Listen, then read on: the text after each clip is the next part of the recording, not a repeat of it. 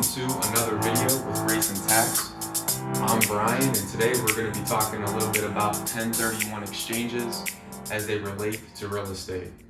A 1031 exchange is part of the IRS code that allows real estate investors to defer the taxes on the gain that they otherwise would have to pay taxes on if they didn't do a 1031 exchange. So I'm going to go through the 6 steps in order to qualify for a 1031 exchange, what those steps kind of mean, and what's really involved. Hopefully you already know the basics of what a 1031 exchange is if you're involved in real estate. For our business owners out there, this may not really pertain to you, but a lot of people are involved in real estate in today's day and age, so we want to kind of go through these 6 steps, right? So the 6 steps are going to be categorized in no particular order, kind of the steps of what you should be following, but we'll talk about them as they come. So step 1 would be finding a like-kind property. Like-kind. And what like-kind means is you have to identify whenever you sell your current property, if you have a gain, you have to find a property that's going to be very similar in nature to the one you already have. So if you have a single family residence, for example, you could exchange it for another single family residence, or you could exchange it for a duplex, you could exchange it for a quadruplex, a commercial building, something like that. You're not going to be exchanging in a 1031, let's say, a single family residence for a tractor trailer. That would obviously disqualify that, right? So if you don't know the basics of a 1031, you can go onto our website, and there's a ton of information on what a 1031 exchange is and kind of the things and that you probably would need to know as a preliminary to these things. But so the first step is finding a like-kind, or make sure that the property that you're exchanging is like-kind. The second step is that you have to identify the new property that you're buying within 45 days, okay? So you have a 45-day ID period, identification period, okay? What that means is you have to identify the property that you're going to be buying, the new property, within 45 days. So you got a month and a half from the date of the sale of the existing property to find the new property. So it gives you a little bit of time, not a ton of time, but hopefully if you know what you're trying to get into. A lot of times you'll see people online posting about commercial properties or properties that they want to sell. They'll say this is a great 1031 property because it's someone that's just looking to kind of get into another property. They might not have done a ton of due diligence on a bunch of properties in that particular area. Maybe it's a property across state lines, etc. They're going to buy a 1031 property. They identified that property within 45 days. Okay. The second part of this is you have to actually close on the new property within 180 days.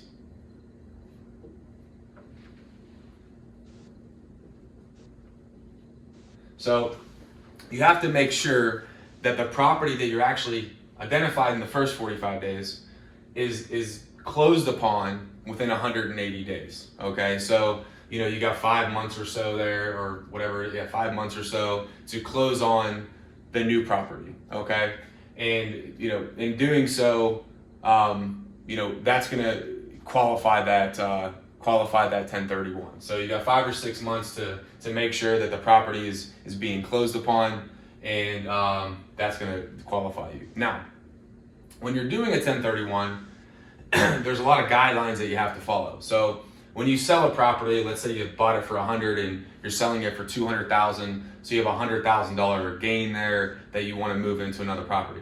That $100,000 of gain that you're going to be moving to the next property, it has to be held by what they call a qualified intermediary, okay? So what they do is a qualified intermediary basically holds the funds, and there's a ton of companies that do this. We work with a few companies all across the country that do this for clients. They hold the funds to make sure they're not dispersed in illegal or unqualifying ways. They basically hold the money for IRS purposes to make sure that you're qualifying this exchange in the proper manner, right? So when you actually go to close the the deal before that 180-day mark, the qualified intermediary will actually contact the title company. They'll work together a little bit and make sure that those funds are transferred properly. Okay, you can kind of Google qualified intermediary and find a little more information about who they are, what they do, but they're more or less holding the cash before it goes to the title company. Okay, you have to make sure in step 5 that the title mirrors existing. What that means is you have to make sure that the existing title mirrors the title on the new property. You can't have the title, you can't have myself owning a property here and then the 1031, I'm going to own it with a company or a corporation and 12 other people. The title has to mirror the existing title. So a lot of times people will say, well, I'm buying this, I'm doing a 1031, I'm going to buy the property with 4 other partners and they're all going to be on the title and we're going to have it owned by an LLC that's in Wyoming and we're going to do all of this other crazy nonsense. You can't do that. It has to mirror the existing title. Okay, that's pretty important because a lot of people will call in and they'll ask us questions like, well, my wife and I own a property, we're going to 1031 it, but we're going to own it with another couple, and it just make sure that the title mirrors the existing title. Okay, and the last step, step 6, is the property that you identify in 45 days, it has to be closed on 180, it must be greater or equal to the existing property. So you have to buy, if you bought the property for $100,000, the new property that you buy has to be greater than the existing property. The reason for that is if it wasn't greater, you would be taxed on the gain that you're deferring. So the property that you identify and close on has to be greater or of equal value, okay? And I'm gonna kind of wrap up today's video, but we're just talking about 1031 exchanges as they relate to real estate. This is for real estate investments, okay? And as always, we'll put some information at the bottom of this video. If you want to contact us, you can call us on our phone, you can email us, contact@greysontax.com. I'm Brian Sweeney. We always offer complimentary strategy sessions for potential clients. It's tax season right now. Give us a call. We'd love to talk to you.